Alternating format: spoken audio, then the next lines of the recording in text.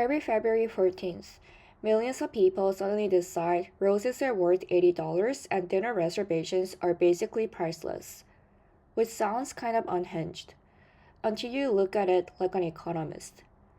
Because Valentine's Day isn't just romantic, it's one of the clearest demonstrations of economic theory in action.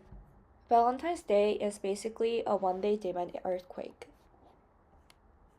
In economic terms, demand spikes suddenly on one day, but supply cannot instantly expand.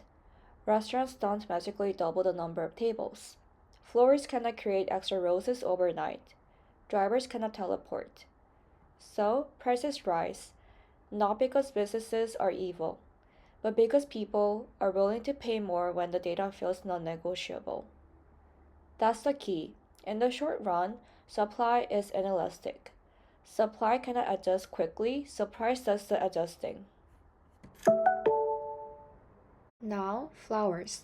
Why does a bouquet that's normally like $30 suddenly become 70 or 80? First, scarcity plus timing. Flowers are perishable.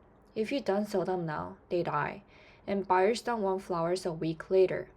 That creates intense pressure. The demand isn't just high, it's time sensitive. Second, sellers have something called pricing power. Florists know customers aren't shopping for any flowers. They're shopping for Valentine's flowers. That emotional urgency increases willingness to pay. And that leads to something that looks like price discrimination. Not always in the textbook coupon sense, but in the this customer will pay more right now because the occasion matters sense. Businesses adjust prices and bundles to capture that higher willingness to pay.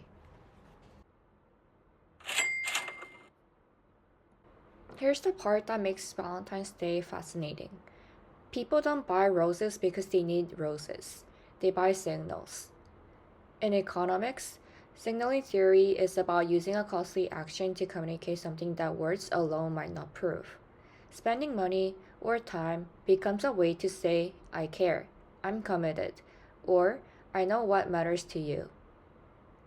And Valentine's Day is also a kind of coordination game. If everyone treats the day as important, then the social expectation becomes real. Even if you personally don't care, you might still participate because the cost of not participating feels risky.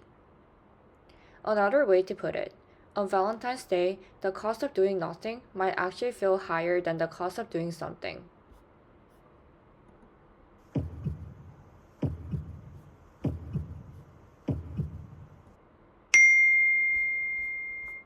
So, is all this irrational spending? Maybe a little.